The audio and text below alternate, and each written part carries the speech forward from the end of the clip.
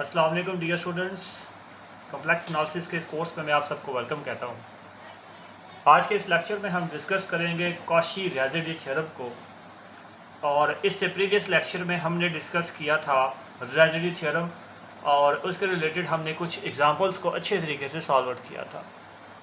आज के इस लेक्चर में हम डिस्कस करेंगे कॉची-रेज़िडी थ्योरम को। एग्जाम में आपसे ये क्वेश्चन इस तरह से पूछा जा सकता है, स्टेट एंड प्रूव कॉची-रेज़िडी थ्योरम। तो आई होप कि आपको इसकी स्टेटमेंट भी समझ आएगी और आप इसकी स्टेटमेंट को याद कर पाएंगे और देन आपको इसको प्रूव करना पड़ेगा। तो इसका खास फर्क नहीं होगा, इसमें हम सम ऑफ द रेमेडीज़ के बारे में बात करेंगे जस्ट, और कोई इतना खास फर्क होगा नहीं। तो इसके देखें जी, स्टेटमेंट है हमारे पास, if f of ji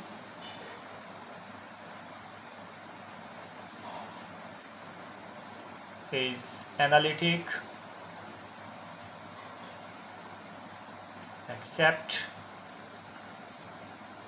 at a finite number of poles,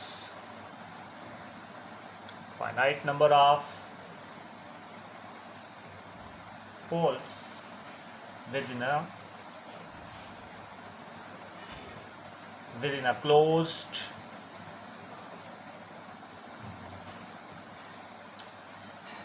contours C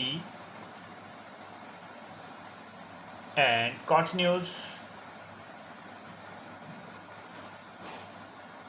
on the boundary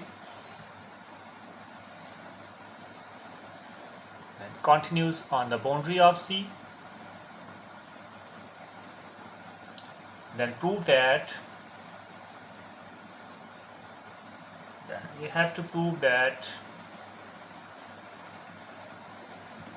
integral f of z d of z, which is equal to 2 pi iota summation I is equal to 1 to n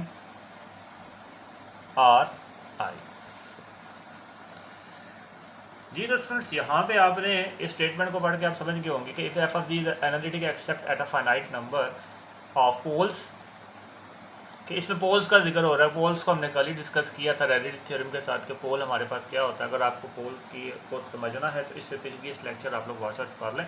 with in a close contour C and continuous on the boundary of C, then prove that, हमने ये बात prove करनी है कि integral contour of f of z d of C is equal to 2 pi iota summation i is equal to 1 to n r i। अब ये जो summation है तो इसका क्या मतलब है कि सम ऑफ क्या है, रेज़िडीज है, वेयर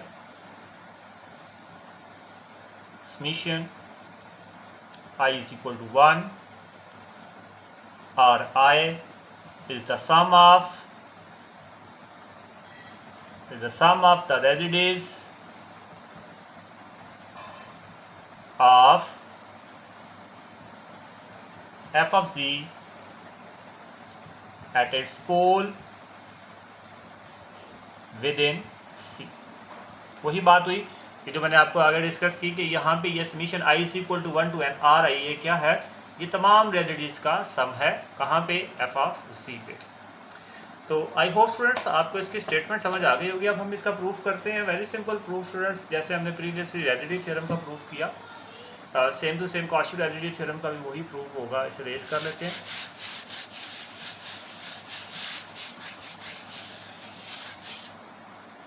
अब इसका प्रूफ देखें जी।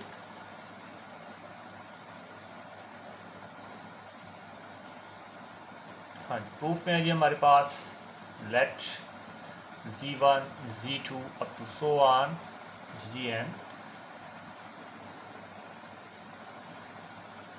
be the n poles within C, also let C1 C2 up to so on Cn be the circle with center z1 z2 up to so on zn respectively, and each of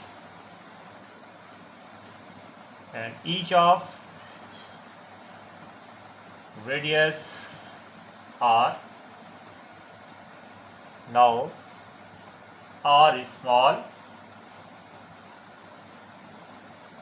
that all the circle lies entirely, that all these circles lies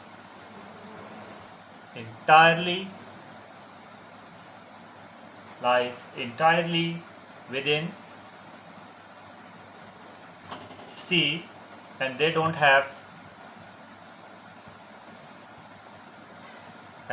not overlap. So f of z is analytic. So f of z is analytic in the region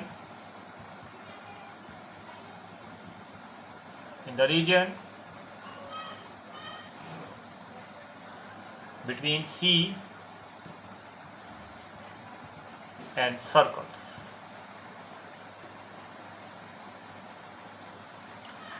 So that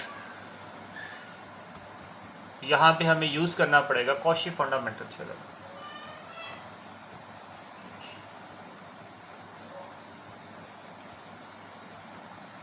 Cauchy fundamental theorem is, हमने discuss किया था Cauchy fundamental theorem को, is यहाँ से आगे अब हम अपना प्रूफ बकायदा मैथमेटिकली स्टार्ट करने वाले हैं. तो यहाँ तक आप वीडियो को पॉज करें और इसे नोट कर लें.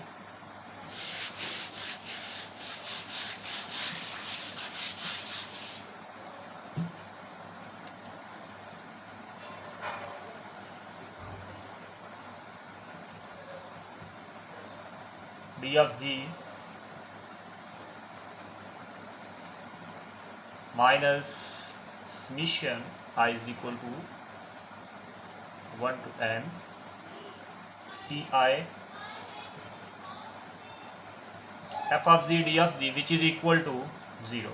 यहाँ से आपके पास ये माइनस है, ये दूसरी तरफ चला जाएगा, तो ये क्या बन जाएगा, integral f of z d of z which is equal to summation I is equal to 1 to n integral ci and f of z and d of z. तो यहाँ से अब आप इसका ये जो सम है इसे ओपन कर लें. तो जब आप ये सम ओपन करेंगे स्टूडेंट्स, तो ये आपके पास क्या बन जाएगा, c1 f of z d of z plus c2 f of z d of z and plus up to so on cn f of z d of z. So this is your equation number 1.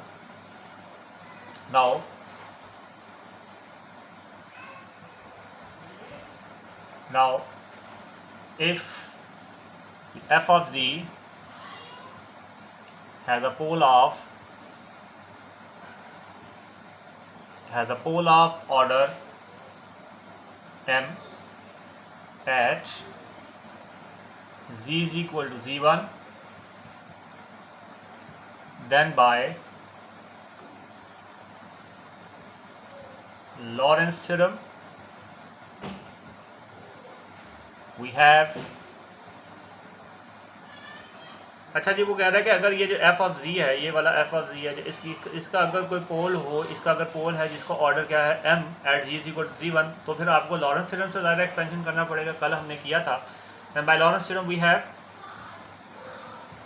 f of z is equal to phi of z which is your analytic part and summation I is equal to 1 to m1 di divided by z minus zi whole raised to power I. से आप 2 का नाम दे दें. This is your analytic part, this is your principal part. तो यहाँ पे नीचे वो यही बात बोल रहा है कि where phi of z is analytic or regular,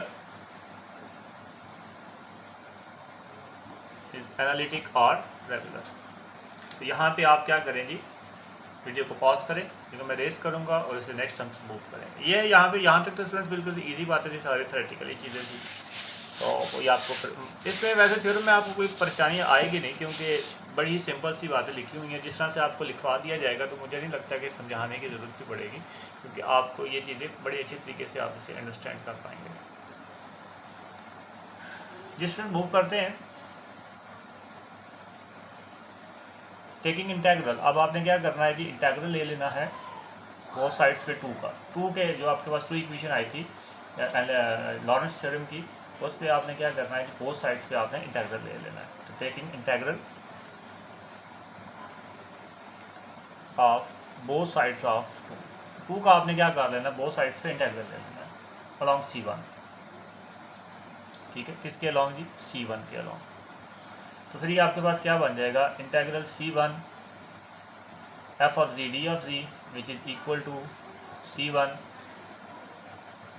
phi of z d of z plus C1 b1 divided by z minus z1 d of z plus C1 b2 z minus z1 d of z and plus up to so on bm divided by z minus z1 m1 and d of z, where phi of z is analytic। phi of z जो है हमारे पास where phi of z is analytic, where phi of z is analytic within and on C1। So by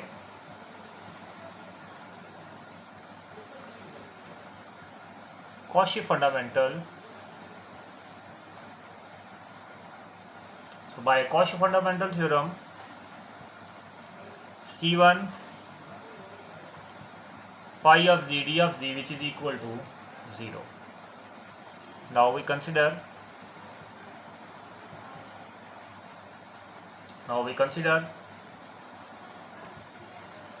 C1 b m1 divided by z minus z1 m1। अब हम इससे सिर्फ ये जो आपके पास फर्स्ट वाला पार्ट है ना, सिर्फ जस्ट इसी लास्ट वाला जो पार्ट है जर्नल पार्ट है, इसे हम कंसिडर कर लेते हैं और इसके ऊपर हम सारी क्या करेंगे प्रोसेसिंग की में जो इसके लिए आपके पास प्रोसेस आएगा वही बाकी के लिए भी आएगा। और ये जो प्रीवियस वैल्यूज आपके पास लिखी है, तो इसके लिए आप क्या करेंगे, आप क्या करेंगे जी, आप पुट कर लेंगे z is equal to z1 which is equal to r e iota theta. आपने z को और g को क्या पुट कर लेना, सॉरी g इज इक्वल नहीं है z माइनस, क्योंकि उधर जाके माइनस ही हो जाएगा, g माइनस z1, इसे आपने क्या पुट कर लेना है r e आयोटा थीटा आपने पुट कर लेना। तो अब स्टूडेंट्स आप क्या कर सकते हैं, इसका यहाँ पे आप ले लेंगे डेरिवेटिव। ठीक है जी, आप इसे कर लेंगे जी differentiate with respect to theta. तो ये आपके पास क्या आ जाएगा, d of z is equal to r e iota theta और साथ में आपके पास क्या आ जाएगा आयोटा डी थीटा। ठीक है जी, इसे आप ज़रा और से इतना लिख लेंगे डी ऑफ जी, फिर स्टूडेंट्स आपके पास क्या बन जाएगा जी r iota e raise to power iota theta and d of theta. तो अब आपके पास फिर जो ये 4 इक्वेशन है ये फिर क्या बन जाएगी जी, जहाँ पे आप z माइनस जी1 की जगह पे आप क्या पुट करेंगे आर या आयोटा थीटा पुट कर लेंगे और डी ऑफ जी की जगह पे आप क्या पुट कर लेंगे, हाँ जी डी ऑफ जी की जगह पे आप r iota e raise to power iota theta d theta आप पुट कर लेंगे। तो देखते हैं जी पुट करने के बाद फिर हमारे पास क्या रिजल्ट्स बनते हैं। हाँ जी, ये आपके पास आ जाएगा C1,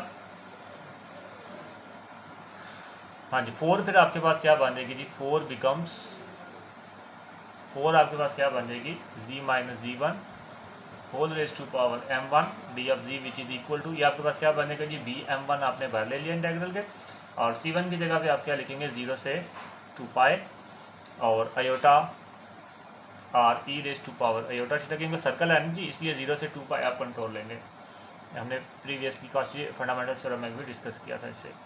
तो r m1 dot e raise to power iota m1 theta. ये हमारे पास स्टूडेंट्स बन जाएगा जी माइनस जी वन की जगह पे वैल्यूज पुट करने के बाद और डी ऑफ जी की जगह पे वैल्यूज पुट करने के बाद। अब स्टूडेंट जस्ट आपने क्या करना है, इस इंटीग्रल को आपने जस्ट सॉल्व आउट करना है। तो जब आप इस इंटीग्रल को सॉल्व आउट करेंगे तो देखेंगे स्टूडेंट्स आपके पास क्या बन जाएगा, यहाँ से एयोटा बाहर आ गया, iota b m one divided by, यहाँ से आपके पास r m minus one. M minus one कैसे देखेंगे, ऊपर वाला आर है, जब ये नीचे आएगा तो ये भी आपके पास नीचे आके माइनस हो जाएगा। तो ये आपके पास क्या बन गया, r m one minus one, मतलब ये वाला दोनों आर हमने बाहर निकाल लिए। फिर इंटीग्रेशन के अंदर आपके पास स्टूडेंट्स क्या बचा, इंटीग्रेशन के अंदर आपके पास बचेगा जी 0 से 2 पाई, सिर्फ ये दो वैल्यूज़ बची हैं, इसमें भी आप ये वैल्यू ऊपर ले जाएं तो e raise to power minus iota आप इनमें से कॉमन ले लेंगे तो ये आपके पास बना देगा,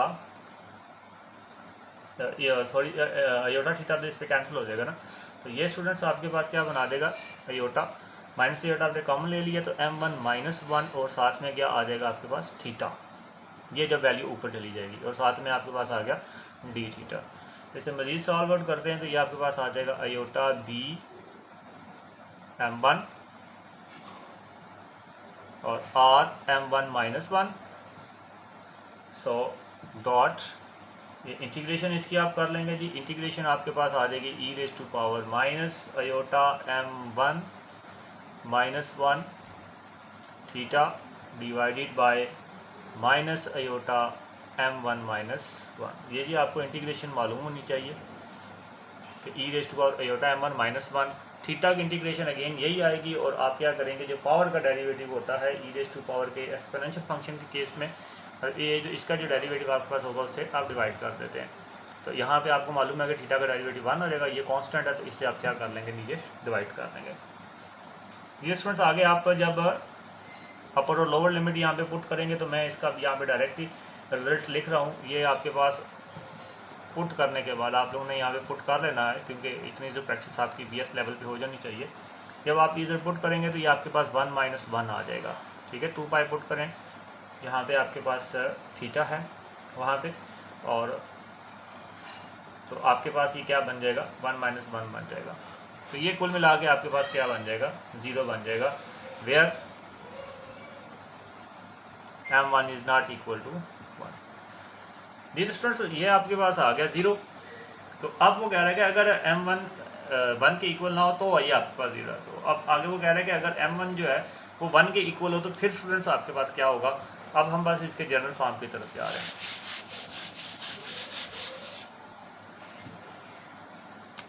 जिस स्टूडेंट्स आगे वो कह रहा है कि अगर आपके पास क्या हो, if m one is equal to, अगर m one is equal to 1 हो तो फिर आपके पास क्या होगा। तो देखें जी बड़ी सिंपल सी बात है, फिर आपके पास होगा जी 0 से 2 pi b one d of theta which is equal to iota b one theta and 0 से 2 पाई। तो ये आपके पास जब आप थीटा की जगह पे पाई पुट करेंगे तो ये क्या बन जाएगा आपका 2 पाई अयोटा बी वन, और इसे आप लिख सकते हैं 2 pi iota r one, where r one is the residue. R one क्या है जी, हमारे पास रेसिड्यू है। इसे आप क्या करें जी 3 में पुट कर लें। आपने ऊपर कोई इक्वेशन 3 फाइंड आउट की थी, आपने लिखा होगा अपने नोट्स में, तो इसे आप क्या करें पुट कर लें 3 में। सो you will gate C1 f of z d of z is equal to 2 pi iota b1। So move on. Similarly ये आपके पास सिमिलरली C2 के लिए आपके पास आ जाएगा 2 pi aorta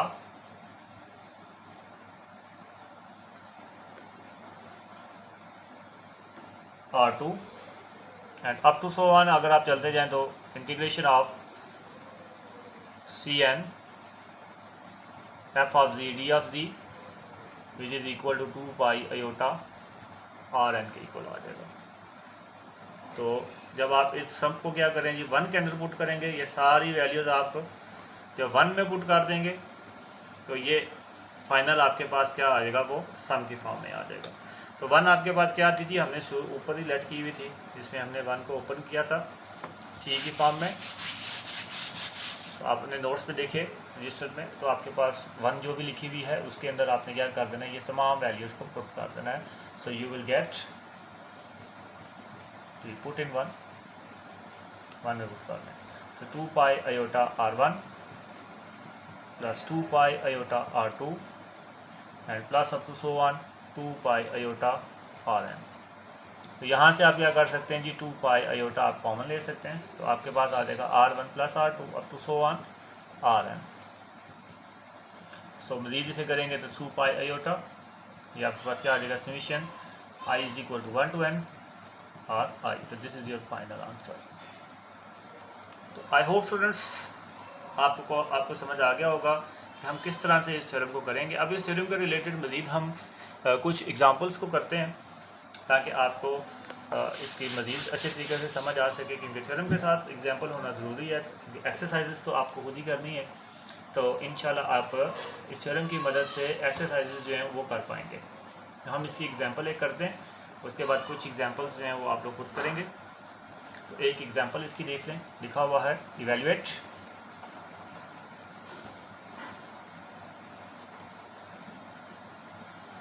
z e raised to power z d of z divided by z square plus a square or whole square, where c enclose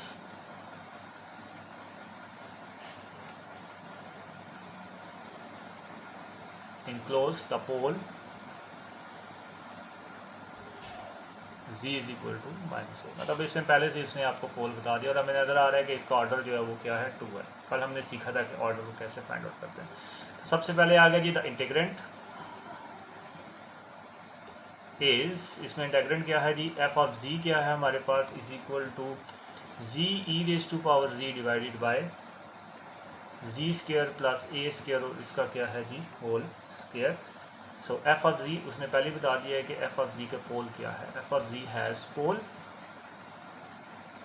eight z is equal to plus minus iota a of order 2. इसका order क्या है जी हमारे पास 2 है.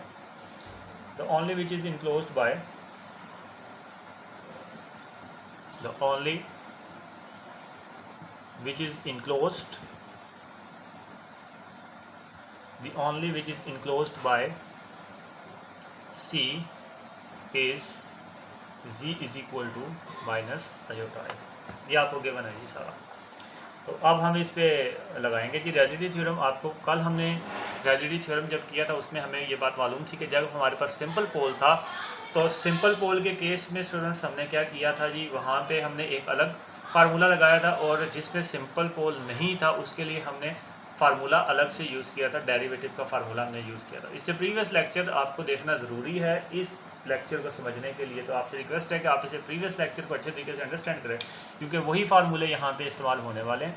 सो by using residue theorem minus iota आपके पास आ जाएगा D by d जी. अब ये यहाँ पे डेरिवेटिव क्यों आया है, ये आपको मालूम होना चाहिए कि हमने जो कल प्रीवियस केस पढ़ा था उसमें हमने ये फार्मूला यूज़ किया था डेरिवेटिव के थ्रू एफ ऑफ जी. अब आगे जो स्टूडेंट्स क्या है जी, इसकी कैलकुलेशन है, हमने कल भी की थी, सेम वही प्रोसेस. लास्ट में बस इसमें कुछ बातें चेंज होंगी, तो वो आपसे बेसिकली डिस्कस करने वाली. एफ ऑफ जी यहाँ पे पुट कर लें. एफ ऑफ जी आपके पास क्या है, z e raise to power z divided by z square plus a square, और इसका क्या है होल स्क्वायर. यहाँ से ये तो आपके पास कैंसिल होने वाला है मुकम्मल तौर पे, और साथ में आपके पास यहाँ पे सॉरी जी भी आता है ना, जी minus iota, ji minus iota a whole square. Ji minus जो आपके पास फार्मूले में था जी माइनस जी नॉट, ये वो मैंने पुट किया यहाँ पे. ठीक है जी. और ये कहाँ पे है z value, z is equal to minus iota a पे आपके पास ये वैल्यू है. तो इसे रेस करते हैं, यहाँ तक आप इसे नोट कर लें.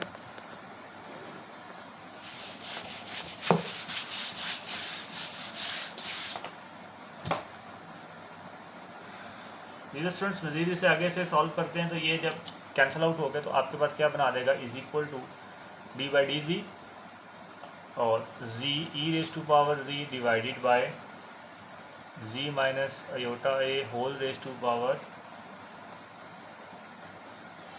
2 और इसे आपने किधर मालूम करना है जी, z is equal to minus a पे। तो आगे स्टूडेंट्स आपको मालूम है कि हम इस पर क्या लगाएंगे जी, इस पर लगाएंगे हम कोशेंट रूल। ठीक है, हम इस पर क्या लगा लेंगे, कोशेंट रूल। तो using quotient rule for derivatives वो आपने लगा लेना है। Using quotient rule for derivatives, जब आप स्टूडेंट्स इस पर कोशेंट रूल लगाएंगे और ये वैल्यूज़ भी पुट कर लेंगे तो आपके पास जो लास्ट पे रिजल्ट आएगा, मैं जस्ट वो यहाँ पे लिखने वाला हूँ, जो आपके पास लास्ट पे रिजल्ट आएगा वो आएगा e raise to power minus iota a divided by 4 iota a. आपको क्वेश्चन रूल स्टूडेंट्स लगाना आना चाहिए वैल्यूज़, क्योंकि काफ़ी ज़्यादा आप ये कर चुके हैं, BS 6 लेवल पे आप पहुँच आए, इस लेवल पे आपको ये सारी चीज़ें खुद करनी चाहिए। तो यूजिंग कॉशी रेसिड्यू थ्योरम, अब बस हम लास्ट पे आ गए हैं।